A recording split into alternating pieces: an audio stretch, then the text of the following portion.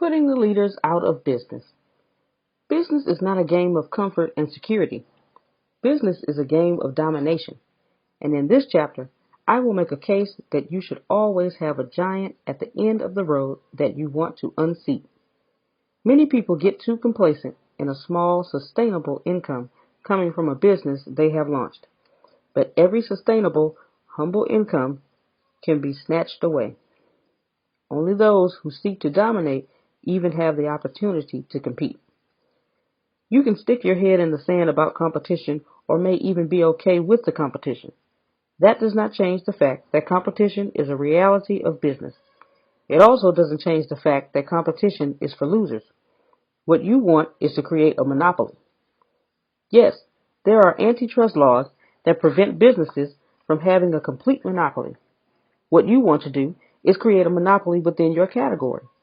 The industry as a whole is called subscription video on demand or paid streaming. If your business grows bigger than all the streaming services combined, the antitrust guys are coming for you.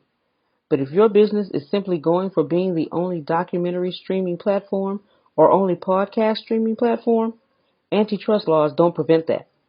So don't let that be an excuse. You have to create a monopoly within your category and keep the competition in its place. The other businesses within your space must know their place.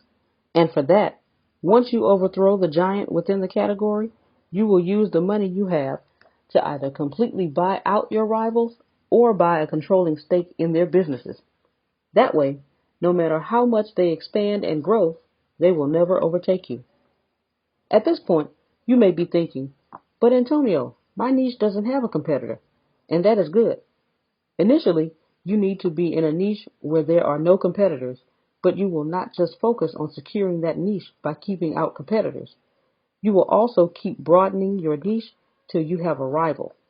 For instance, if you podcast about jewelry, you can broaden by bringing on a creator who podcasts about art. Then, you can expand to a niche of podcasting about creativity.